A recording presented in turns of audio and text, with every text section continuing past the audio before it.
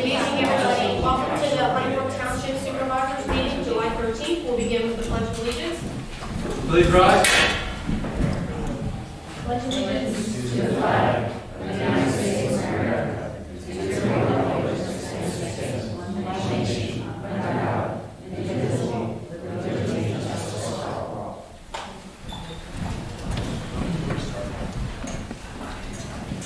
A couple of announcements. In accordance with Resolution 2-2012, Scott Stilson of Vincent Drive is recording tonight's meeting for posting on YouTube. This meeting is also available and being recorded electronically on the Zoom platform.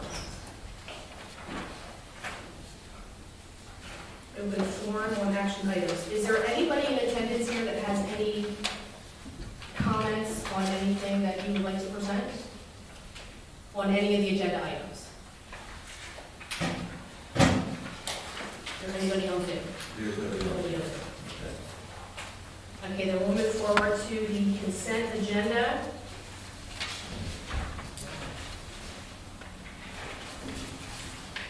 Items 1 through 11.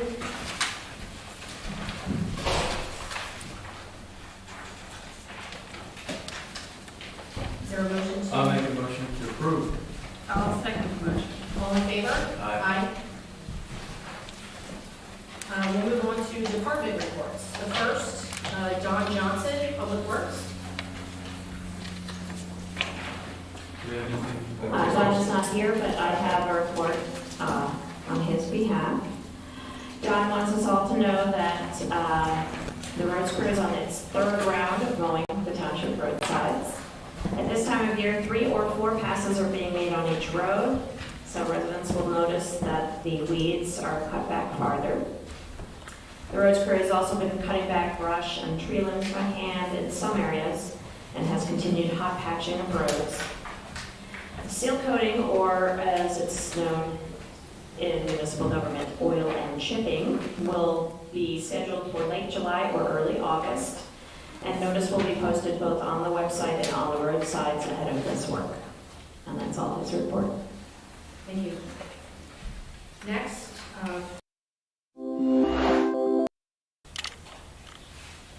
Thank you. The Center for Rural Pennsylvania has published its report on what constitutes a rural municipality. What's interesting is they take the average of the population for Pennsylvania divided by the square miles, and that's the average number of people. Anything above that is urban, anything below that is rural. Interestingly enough, there are only, of the 73 municipalities in Chester County, there are only 12 that count as rural. Honeybrook Township is not one of them, because we have more than 291 residents per square mile. So that's an interesting little tidbit, which is funny when we have so much farmland. But the other item we'll discuss later on is Harmony Day. The partnership met last evening, and it was a brief session that was mostly about Harmony Day. The deadline for vendors and folks who wish to have a table there is July 31st. And Harmony Day, just as a reminder for everybody, is September 17th from 8 a.m. to 2 p.m. And that is an effort of the Honeybrook Community Partnership. It's taking place in the borough, but it's not a borough or township event. It's a community event, truly, organized by volunteers. So, Just to add on to what you said, if you go to the census bureau and looking for the census information for Honeybrook Township, it's listed under Honeybrook Borough, Rural, Honeybrook Borough, Urban. So township if you're searching that data under the census. I don't know why we got bumped. Interesting. Yeah. All right, thank you. Next is Warren, Muncie Township Manager. Thank you. Just ask you to take the report as available in published form. Additionally, we have 2 electrical vehicle chargers, which the equipment is in from the vendor, and they will be installing it on the far side of the township here at the end of July, start of August. Additionally, we had a request for some ride share spots in the township, the administration office, and the park. We've elected to add 3 ride share spaces outside here in the administration parking lot. We have signs on order, and they will be available as soon as they're in. But if people need to use our parking lot currently until the signs are up, they're welcome to do so. We just ask that there's no overnight parking. And if someone needs to overnight or try to do it extended until we come in and let the administrative staff know, so we have a point of contact should we need to move those vehicles. And that's all I have. Thank you. Thank you. Next report would be the Land Preservation Committee. You don't have anyone present. Next meeting is in August. Correct. It'll be in August after the next Board of Supervisors meeting. Thank you. Next would be Planning Commission. I think Melissa's here tonight from the Planning Commission, but the only thing we have coming up for the next meeting would be the Keystone Court Mobile Home Expansion Project. They'll be reviewing that. We'll be issuing a review letter on that fairly soon, and then that conversation will continue eventually before the board once the Planning Commission has a chance to make recommendations on any waivers plus the plan itself. That's the only thing I believe that's on your agenda at this time, Christie. Melissa, do you have anything to add? Okay, thank you. All right, thank you. Next would be Recreation and Parks Board. Okay, it's here. We set aside this evening to celebrate the Recreation and Parks Board. It has now been 10 years since it has been reestablished. There was one way back when the park was originally built in the 90s, but it disbanded after that, and it was reestablished 10 years ago. So tonight we are recognizing the 10-year mark, and the Board of Supervisors would like to recognize all of those who are currently serving on the board, have ever served on the board, or have helped in the establishment of the board. So we have some certificates and a plaque to award tonight. We also have cake and lemonade here, so hopefully you save room for dessert. So let me announce the names, if you will, if you indulge me. Those who are currently serving, if you are here, please stand so we can recognize you. Mike Brugler, Lee Heller, Scott Holt, Bill Pinciotti, Ray Schaefer, Kevin Wynant, Sherry Zinn. Those are our current members. We also have those who have served in the past: Jen Bauer, Glenn Emery, R. Allen Hartz, Christine Luke, Rob McMinamy, Deb Oldham, Kelly Spracklin, and we have a special honor for Therese Mochling, who served for 9.5 years before stepping down at the end of last year. And we also would like to recognize those who laid the groundwork for the reestablishment of this board: Doug Eversmeyer, Joe Fenstermacher, and Beth McHugh. So would we have a round of applause for everyone?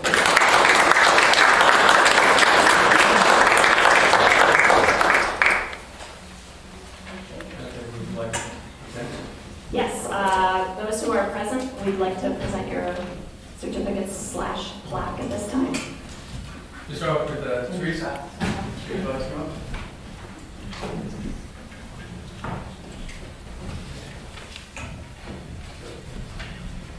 I read, for outstanding service to the community as a member of the Park and Recreation Board for nearly 10 years. It was his third day of January, so we're a little late. At least it was in 2022. So thank you very much. Thank you, guys.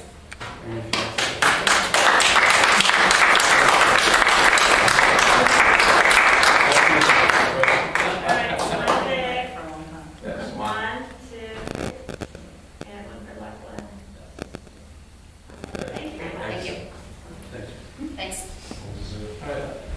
Yes, go.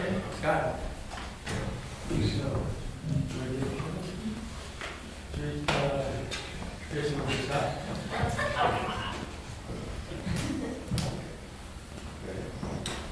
you want to start the first? Sure.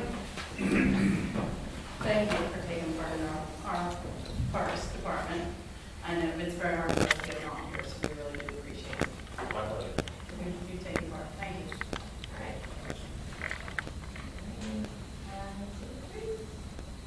Very much.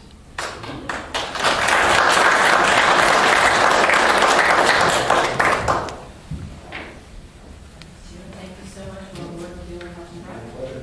Thank you. Sure.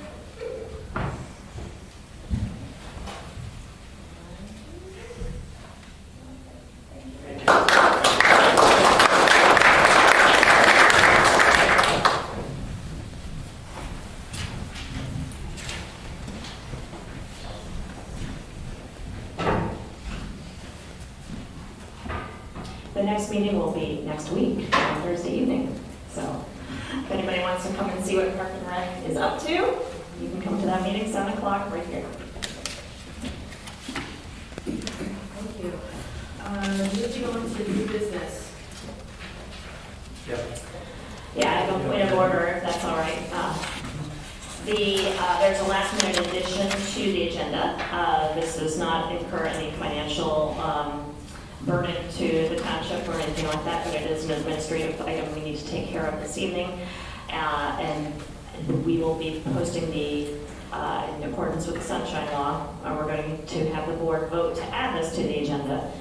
And then when it comes time to discuss it, we can do it at that time. And then I will be posting the amended agenda tomorrow. But this is the item to add. This will be item 10. To authorize or not authorize the township manager to advertise for bids for 30 hours of an operator of a 655 decap pave with 8-foot to 16-foot screed or equivalent for opening and approval by the Board of Supervisors at the August 10, 2022 meeting. So that's the item to be added to the agenda. And so at this time, we need to entertain a motion to add this item. I'll make the motion to add it to the agenda. I'll second. All in favor? Aye. Aye. Thank you. The next item is to approve or not approve all bills for payment as prepared by the treasurer. Make a motion to approve. I'll second. All in favor? Aye. The next item is to grant or not grant an extension of time for LD number 2022-3 Keystone Court, which is tax parcel 22-8-85.1B to September 14th, 2022. I'll make the motion to grant. I'll second. All in favor? Aye. Next is to approve or not approve financial security releases number 5 and 6 for Honeybrook Estates, 3531 Horseshoe Pike, tax parcel number 22-7-49.1E in the amounts of $192,083.23 and $50,981.72 respectively. Do I hear a motion? Make a motion to approve. I'll second. All in favor? Aye. Next item,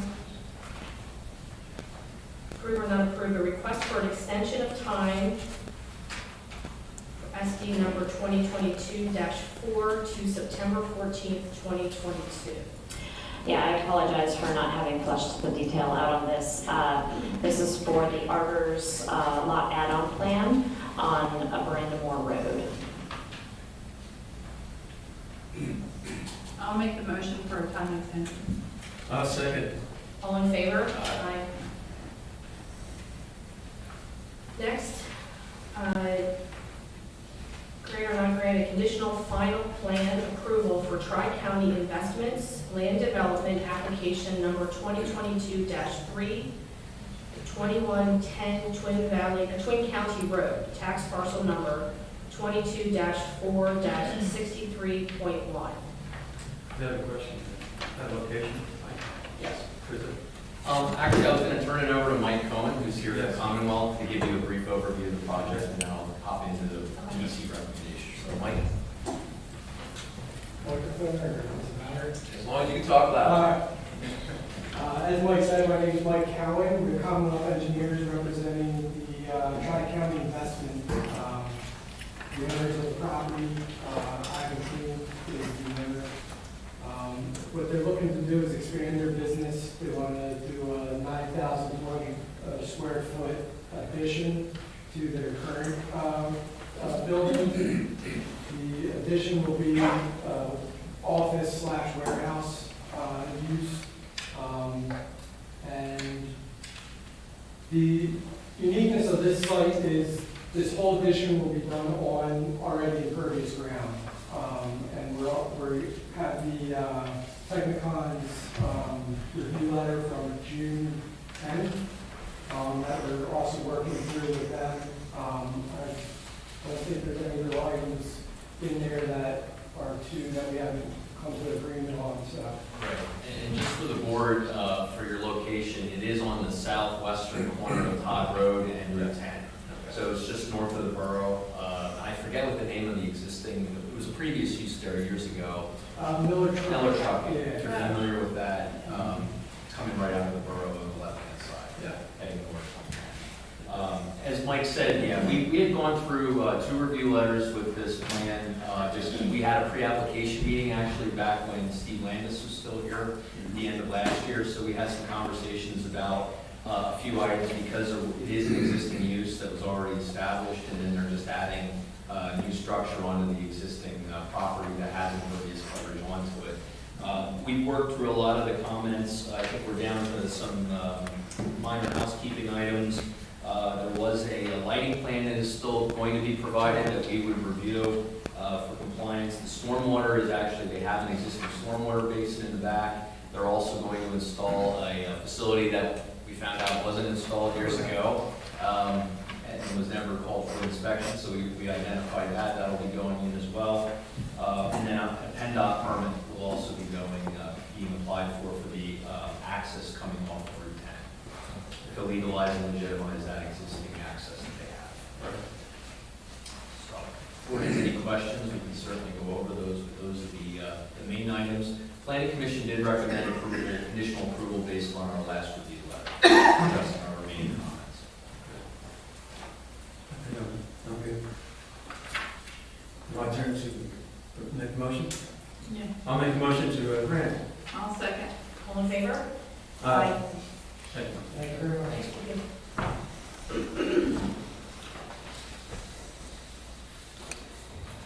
Next item, approve or not approve partial release of funds for Chestnut Ridge, stages 2 and 3, parcel numbers 22-8-52.5 and 22-8-52.4, in the amount of $407,750.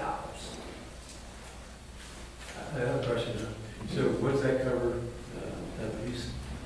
The release, let me just grab that. I know the bulk of that was the paving effort because they did put the binder down, actually 2 layers of binder. So it is a significant expense related to the 2 layers of binder that went down. That was for about 2/3, I would say half to 2/3 of the overall development went down with that release. If you have a copy of that, this also includes some site work, which they're ongoing. ENS controls were included in this release, as well as, bear with me one second, I believe the remainder was actually the binder itself. I'll just find that total here really quick.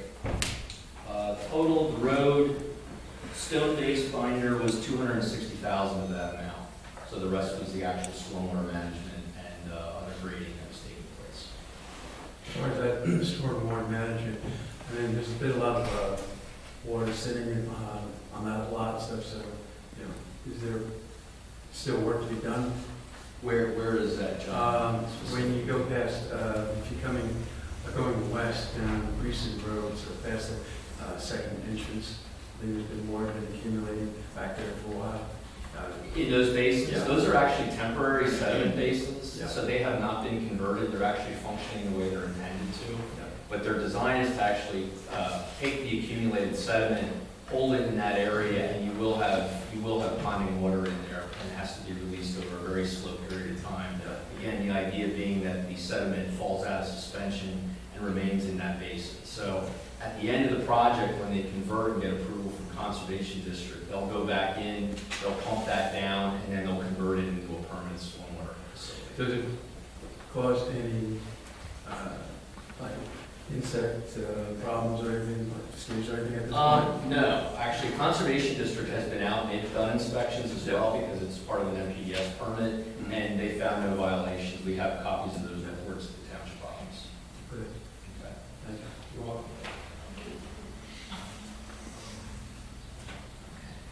So, we have approval on this? Oh, sorry, yeah, I'll make the motion for approval. I'll second. All in favor? Aye. Next is to approve or not approve a full release for Manuel Allgaier. Allgaier, 400 Beaver Dam Road, tax parcel 22-11-70.1, for completed installation of stormwater controls in the amount of $23,416.01. Is that the, we have the chicken stand, is that the first property down there? No, it's about the third or fourth one in. Yeah. But It's it's past the lake, Levi's. isn't it? I'm actually not familiar. I didn't do this. Yeah, I'm pretty sure that's my neighbor Yes. in the back of my house. Thank you. The Allgaiers. Yeah, it's past Levi's place. Yeah, Oh, that's the way. that really long lane. Yeah, I didn't recognize the Yeah, the street. improvements were for the driveway and the stormwater facility. Yeah. All right, so I'll make the motion to approve. I'll second. All in favor? Aye. Next is to approve or not approve a $50 sponsorship for Toys for Tots volunteer t-shirts. I'll make the motion to approve. I'll second. All in favor? Aye. Is that upcoming or is that past? Actually, they asked that we get back to them this week with a yay or nay and a logo, so I can certainly do that before we send, no problem. And then we'll work out payment arrangements, no doubt a check would be in order, so. Good. Okay, thanks. The next item is discussion of space reservation for a township table at Brook Community Partnership Harmony Day event.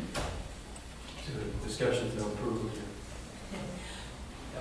Well, just to, talk about who has availability and if there is interest in someone, from the township to man a table at Harmony Day, and then of course, what would you like to have available for people there?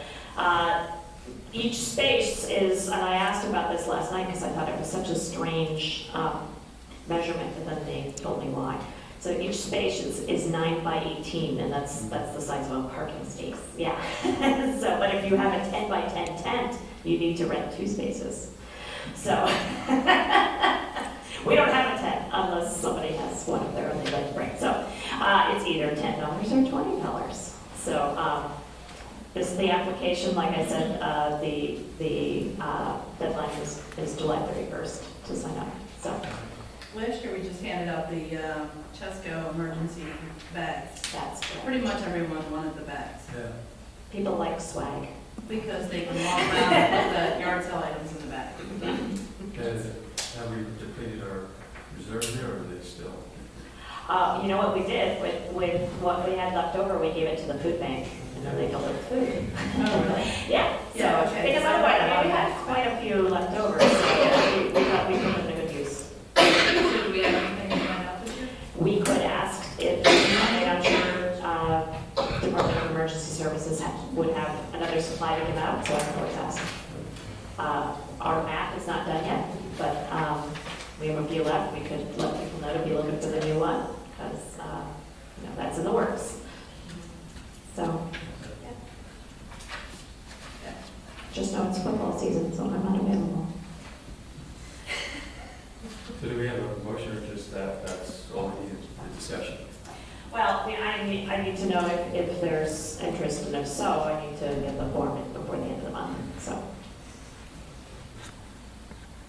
I'll do the afternoon if you want, or if you want to do the afternoon, I've done it for the last 2 years. It's 8 a.m. to 2 p.m. Yeah, I think I don't have to fail to this one. Yeah, so, Okay, we'll worry about it. That'll work. okay. All right, very Okay. good. We'll figure out Thank what you. we're gonna do. Okay. Gotcha.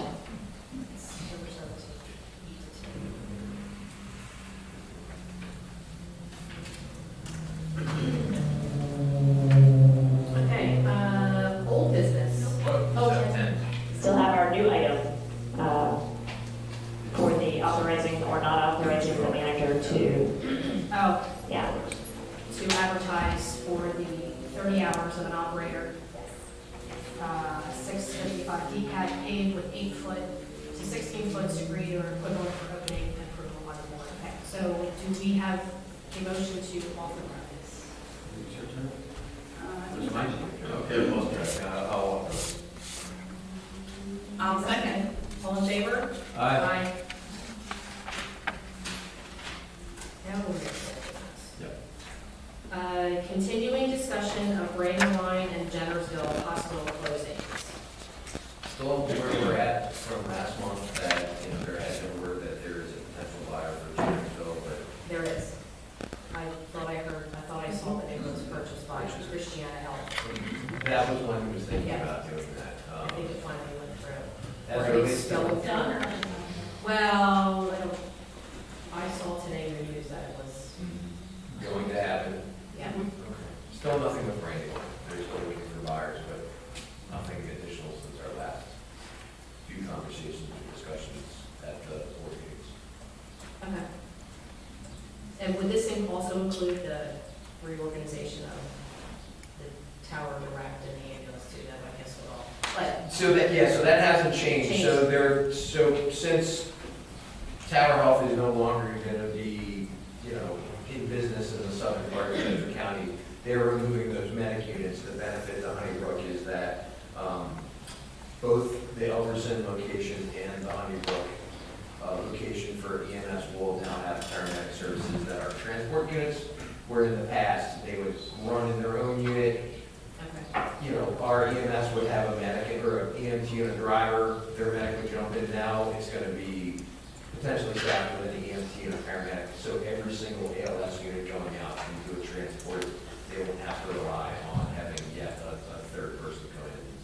So every single unit in our jurisdiction will have the ability to do basic life support and advanced life support right out of the box. Okay, that's actually a great improvement. It is a good improvement. It unfortunately negatively affects the areas in southern Chester County because they're losing Medic 93 down there, but it does kind of benefit the northern portion of the county. And again, we are, without Brandywine, while Jennersville is going to be reopening, which Christiana is going to have their own ALS services. It's just there's probably going to be a little bit of a gap, during that. So we do kind of come out on top with ALS, but still lacking a little more. Okay, thank you. Next we'll move to open forum for any other matter or item. We just ask that if you come to the microphone to give your name and address for the record.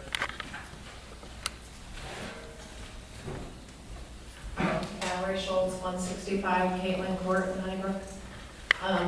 First of all, with regards to Chestnut Ridge, I will tell you, I don't know what assessment they did of mosquitoes, but it is a problem. All of the neighbors in the Foxbrook development can tell you it's gone up considerably since those retention basins have been there. And I don't know if you guys have got a chance to talk to, I know one of my neighbors at the very front entrance of our development, he said every time it rains, there is massive amounts of water running through his property that are coming from those retention basins. In particular, he actually had one instance where his swing set got carried into a neighbor's backyard because the water was raging through his backyard and carried his swing set away. So you might want to look into that because those storm retention basins are not really doing their job. So a little nervous when they pump those out, they're not going to be retaining water anymore, what's going to happen. The other thing I wanted to ask is, does the township require a license for solicitors? We've been noticing in our development that there's been a huge increase in the number of solicitors that are coming through. And if you guys do require a license, is it possible you guys could maybe start generating a no solicitation list of people who don't want to get solicited? I know West Brandywine Police Department keeps such a list, and they also keep a list of approved solicitors for people to have, because it's becoming more and more of an issue in the township. And finally, is the township going to make some kind of request to PennDOT to put a light in at the intersection of 322 and Chestnut Tree Road? Because it's getting unbearable. Like, even in the middle of the day, trying to turn onto 322, it's becoming a huge hazard. The traffic is unbearable.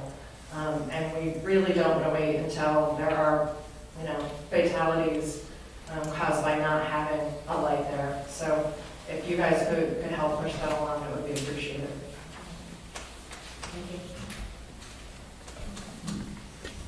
Anyone else?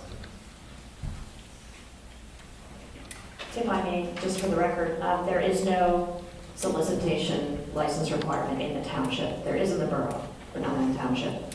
That said, if anybody calls to the office and asks, we do tell them that if there is a no trespassing notice or a no solicitation sign in a neighborhood, that should be honored.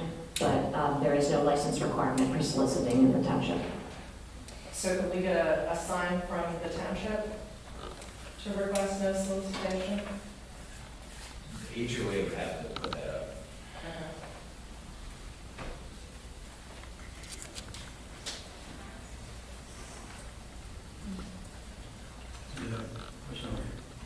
Anybody else?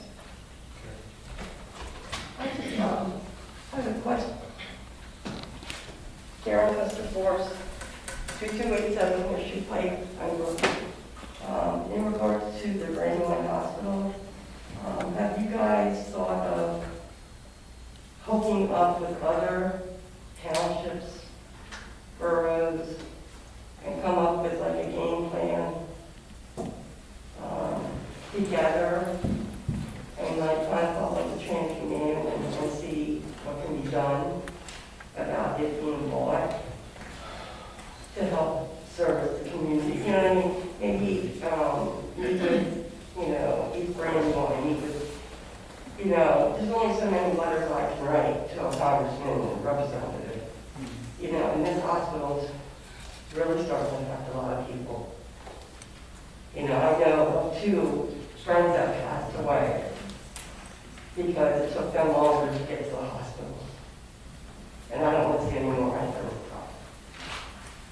there. To respond to your question, the Western Chester County Council of Government, they have a gathering once a month, 12 municipalities, and that's been part of the ongoing discussion every month. We had a presentation from Josh Maxwell, the Chester County Commissioner, a few months ago. He gave some updates on what can be done. I think it's pretty much up to a healthcare group to buy it. There's not much that municipalities can do other than raise awareness at this point. Well, the doctors that were in the building, that went to the building, that worked at the building, had gotten together to see what they could do and come up with. So maybe with all everybody's head together, we can get something done. Secondly, why are the workshops being canceled? So the workshops are just for the board to have discussion and not deliberation for the regular board meeting, because in the past, the board meetings had been quite lengthy. So that was kind of a way to shorten them down, because it would cut out the question and answers that the board had of the staff about agenda items. So the workshop is just to discuss the business of the township that's occurring at the next meeting. So traditionally, if there's not a lot of meet to the regular business meeting, they on occasion do cancel the workshops. Now, they will be starting back up next month and continuing throughout the year because we're starting to discuss our budget process come August, and that process does take several months. So, and again, it's just a discussion, not a Now, deliberation. as far as the budget goes, would that be a public hearing as well? Everything's a public meeting. We do, anything the board discusses will be in a public meeting. Okay. Thank you. Any other comments?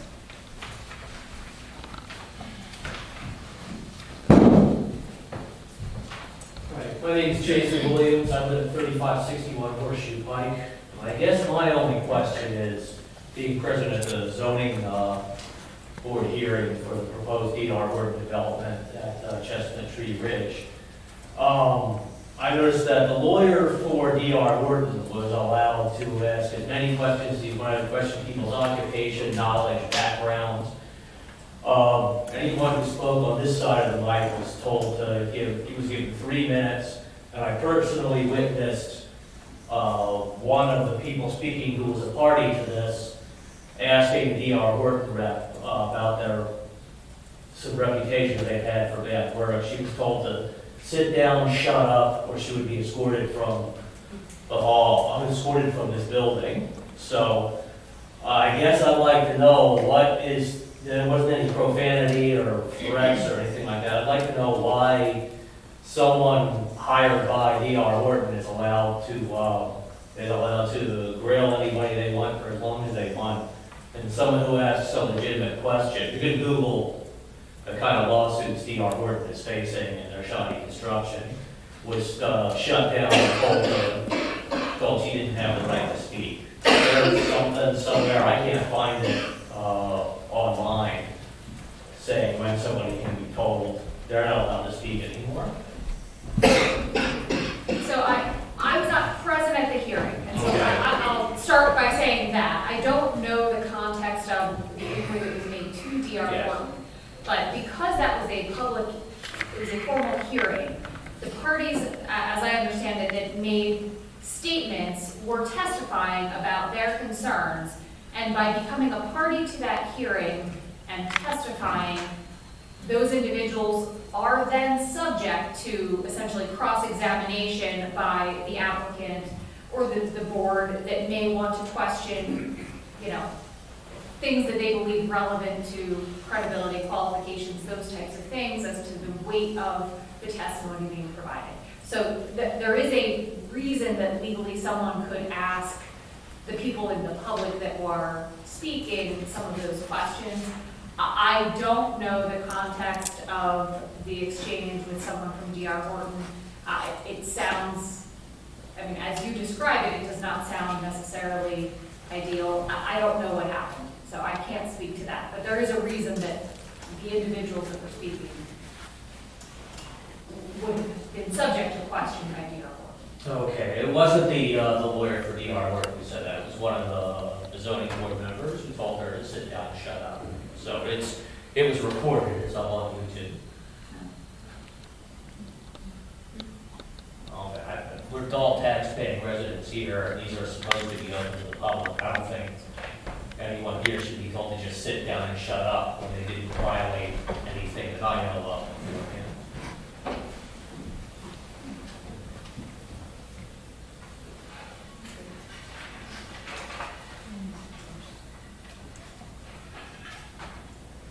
Are there any other comments?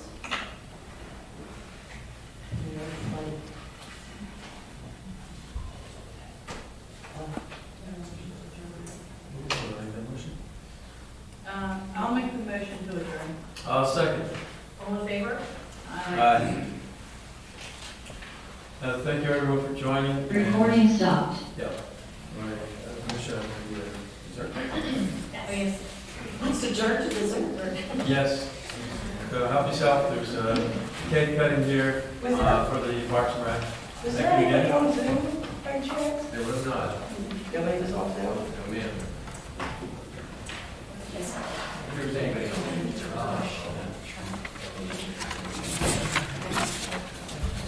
Yeah, it was. Yeah, you. I looked up started looking on stuff, beyond ordinance, you can sue all those guys for their stuff. You were told to shut up. Yeah, but it's like, okay, they already can build there by right, fine. So why are we granting them this special thing? Why are we granting this without, why aren't we, there's no game to us for them? Been about. And then why is it you not told her to sit down and shut up? You told me you were told something about the meeting. Yeah, he said, you know, I'm gonna shut down, sit down, shut up, or you're gonna be so.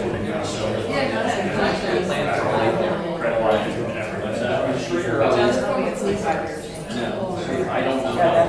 Well, it wasn't, there, or at least he wasn't the one who said it. Right side of the road. I don't remember. No, I understand. Right. The trigger for it is, Yeah, why is the developer going to do all that? Because I went up there about, talking about the flare company, you know, I said, you know, we're not going to be able to, I'm sure you can handle all the electrical,